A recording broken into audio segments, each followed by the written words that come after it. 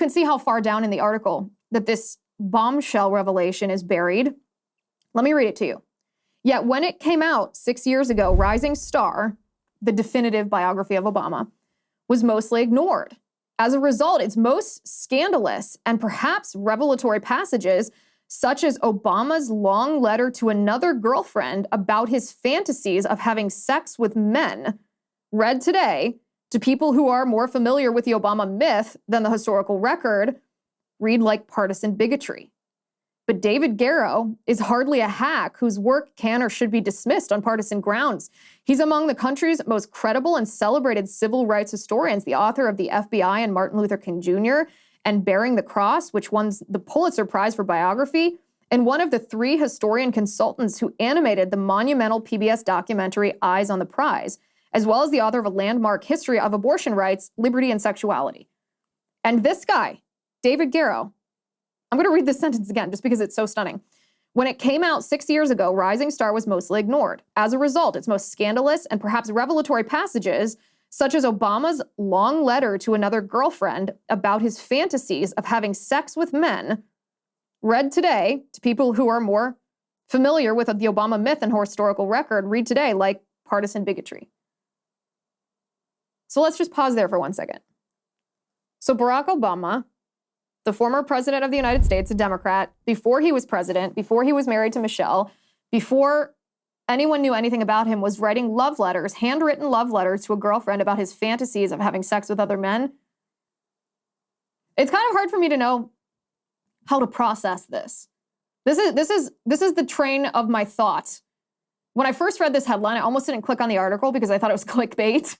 I thought it was just every so often, every couple months, this circulates. Oh, Michelle Obama's a man, Obama's gay. And I'm just like, okay, why don't we talk about Obama's ties to critical race theorist Derek Bell? Why don't we talk about Obama's radical ideology? Why don't we talk about Obama, how Obama's probably the one controlling Joe Biden? This is my reaction when I usually see headlines about this.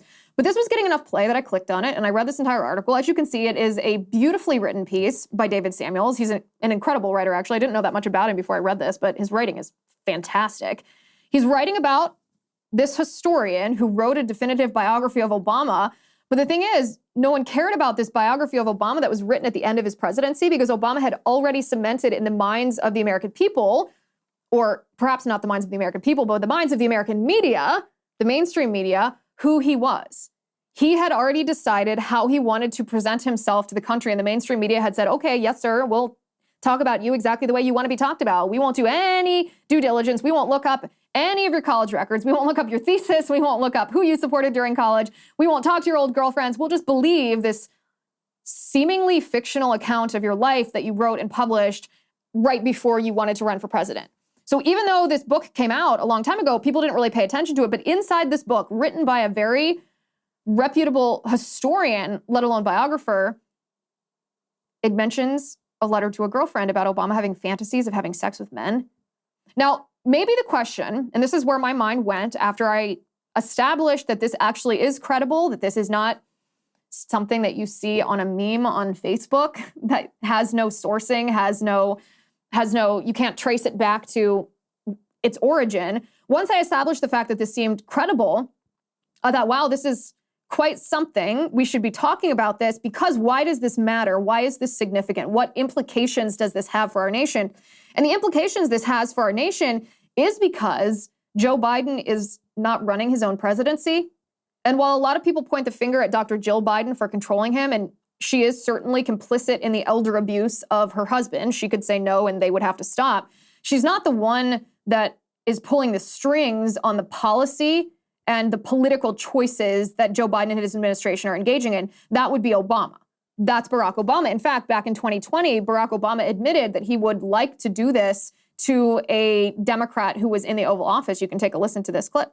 If I could make an arrangement where I had a stand-in, a front man or front woman, and they had an earpiece in, and I was just in my basement in my sweats looking through the stuff, and then I could sort of deliver the lines, but somebody else was doing all the talking and ceremony. Wow. I'd be fine with that because I found the work fascinating.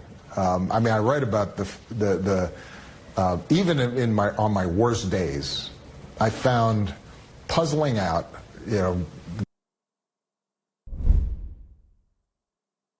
Can you believe that aired 3 years ago? Do you remember that? How much play did that video clip get? Did it go viral? Not so much.